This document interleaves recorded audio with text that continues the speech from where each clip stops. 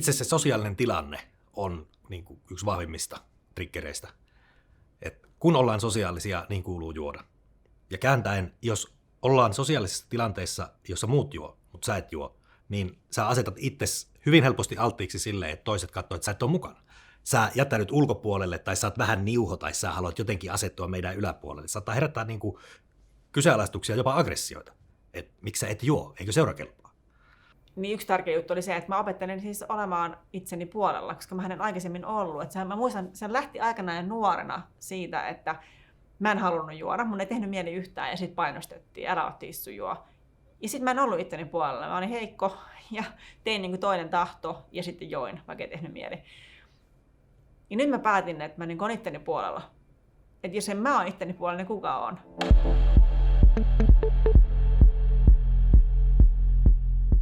Kyllä sen niin ero huomaa, että kello 6 seuraavana aamuna, että miten sitä karonkkaa on juhlittu tai miten sitä ensiltaa on juhlittu. Sinne ei liity yleensä mitään mystiikkaa sinne puoliyön jälkeiseen niin kuin harmaaseen alueeseen. Siellä on aika paljon päihtyneitä ihmisiä, aika paljon epäkypsää läppää. Ja se toimintakin alkaa olla jo aika 6-vuotiaan tasolla. Et sinällään kyllä niin kuin menetys ei ollut suuri. Mutta tämä vaatii tietysti kokemuksen siitä, että niitä enskaribileitä oli aika monet jo kokenut. Tämmöistä on nyt tämä, kun nyt mä alan niin kuin tässä vaiheessa iltaa kuulla tätä kummelisketsiä 3. kerran. Ja mua kutsutaan vintiöksi, jota en ole. Niin sitten niin huomasin, että okei, tämä on vähän ärsyttävää, tämä on pikkusen ärsyttävää, että niin kuin nyt ero siinä, että mä oon selvinpäin tässä. Ja mulla ei ole sellaista niin kuin oloa, että mun pitää saada viinaa, mun pitää saada kaljaa, että mä pääsen tuohon levelille, vaan se, että nyt mä koen itseni ulkopuoliseksi. Ja sitten siinä vaiheessa niin kuin ei pidäkään väkisin vängällä istua seurueessa enää, vaan sitten niin kuin kättä lippaa ja nähdään huomenna.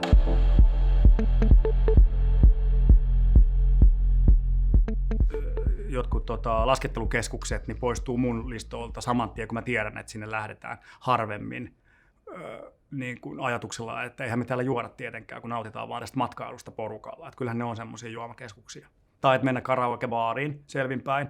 Ei sen vuoden aikana tullut yhtään semmoista oloa, että nyt sinne, nyt laulamaan.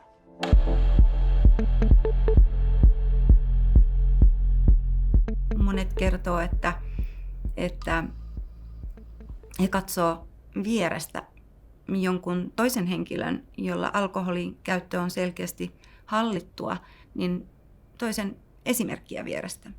Esimerkiksi ihan näinkin konkreettisesti, jos itse huomaa, että ottaa tiuhempaan tahtiin alkoholia tietyssä tilanteessa, niin ottaa semmoisen esimerkkihenkilön, joka ottaa sitä verkkaiseen tahtiin ja katsoo, että ei ole ensimmäinen, joka käy täyttämässä sitä lasia siellä ryhmässä, vaan seuraa vähän muiden käyttöä, ottaa vettä eri annosten välillä. Nämä on tällaisia konkreettisia asioita, jotka tulee käytännön tuolta työstä esille, miten sitä alkoholin käyttöä voi saada hallintaan tuollaisissa sosiaalisissa tilanteissa.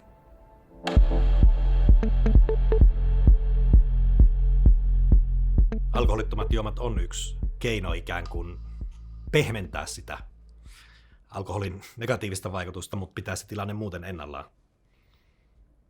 Vanha keinohan se on, monethan sanoo ainakin keski-ikäisemmät ihmiset, että se on keino myös suojautua. Että ottaa vissyä ja sitten rafiipalle siihen lasin reunaan, niin kukaan ei tule utelemaan ja kyselemään.